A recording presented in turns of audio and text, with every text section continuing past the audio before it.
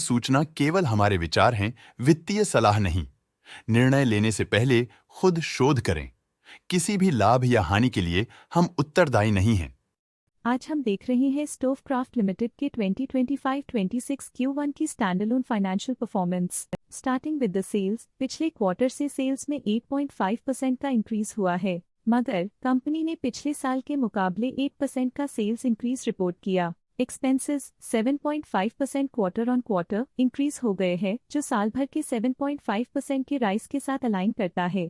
Quarterly expenses के comparison में sales increase होना दिखाता है कंपनी ने अच्छा परफॉर्म किया। ईयरली कंपैरिजन दिखाता है कि कंपनी ने इस साल अपनी परफॉर्मेंस में सुधार किया है। ऑपरेटिंग प्रॉफिट, जो पिछले साल के कंपैरिजन में 12.5% अप हुआ है, quarter on quarter around 21% increase हुआ है। Operating profit margin OPM annual basis पे 0.5% से इंक्रीज हुआ है और पिछले क्वार्टर के कंपैरिजन में 1% से इंक्रीज हुआ है। एक्सेप्शनल आइटम्स को ऐड करके अदर इनकम पिछले क्वार्टर के कंपैरिजन में 59% बढ़ गई, बावजूद इसके ईयरली ग्रोथ 103% हुई है। इंटरेस्ट एक्सपेंसेस पिछले क्वार्टर से -20% डाउन हुआ, लेकिन ईयर ओवर ईयर इंक्रीज 8% हुआ है। डिप्रिशिएशन कॉस्ट्स में क्वार्टरली -17% का डिक्लाइन देखने को मिला और ईयरली बेसिस पे 13.5% का इंक्रीज देखा गया। प्रॉफिट बिफोर टैक्स एनुअली 22% बढ़ा, लेकिन प्रोसीडिंग क्वार्टर से लगभग 11 गुना बढ़ा है। इस साल कंपनी ने 25% टैक्स पे किया और क्वार्टरली कंपनी ने 22% टैक्स पे किया है। नेट प्रॉफिट ने ईयर ऑन ईयर 27% का इंक्रीज दिखाया, लेकिन लास्ट क्वार्टर से लगभग 6 गुना का इंक्रीज हुआ है। इस क्वार्टर में कंपनी का परफॉर्मेंस काफी अच्छा रहा। वहीं अगर एनुअल एनालिसिस की बात करें तो इस साल कंपनी का परफॉर्मेंस अच्छा रहा। अर्निंग्स पर शेयर EPS में साल भर में 0.5% का इंक्रीज देखा गया। साथ ही EPS ने क्वार्टरली पिछले क्वार्टर के मुकाबले काफी ज्यादा ग्रोथ देखी, जो कंपनी की शानदार परफॉर्मेंस को दिखाता है। इस क्वार्टर में कंपनी का EPS काफी अच्छा रहा। स्टोवक्राफ्ट लिमिटेड के फाइनेंशियल स्नैपशॉट को रिव्यू करते हुए कुछ मुख्य ट्रेंड्स सामने आए हैं, जो कंपनी की परफॉर्मेंस पे रोशनी डालते हैं। जून 2022 से जून 2025 तक स्टोवक्राफ्ट लिमिटेड की फाइनेंशियल जर्नी में सबसे पहले बात करते हैं सेल्स की। इस साल सेल्स में 7% की वृद्धि हुई है और पिछले 4 सालों में 23% की वृद्धि हुई है, जो एक निरंतर अपवर्ड ट्रेंड को दर्शाता है। पिछले 3 साल से सेल्स लगातार बढ़ती जा रही है, जो मार्केट एक्सपेंशन और कंज्यूमर डिमांड में वृद्धि को दर्शाता है।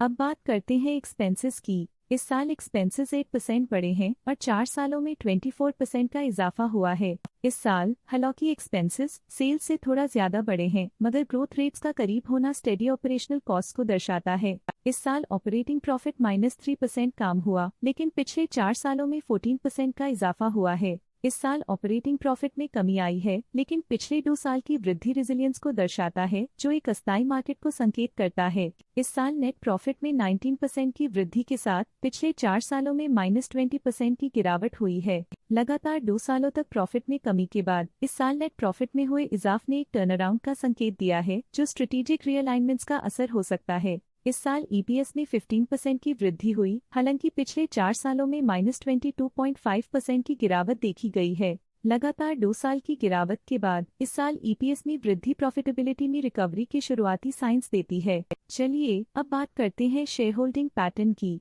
स्टोवक्राफ्ट की शेयर होल्डिंग रिपोर्ट्स कुछ इस प्रकार की हैं, जो अननोन 2025 के तक चलता है। ये रिपोर्ट कंपनी के शेयर्स की डिटेल्ड जानकारी देता है, जिसमें promoters, promoter groups, foreign investors, public investors और सरकारी एंटिटीज शामिल हैं। पब्लिक हेल्थ शेयर्स का परसेंटेज 2025 के में 35.95% से 2025 के में 35.2% तक डिक्रीज हो गया। इस डिक्रीज से साफ है कि इस टाइम पीरियड में कंपनी में पब्लिक का हिस्सा डिक्रीज हुआ है।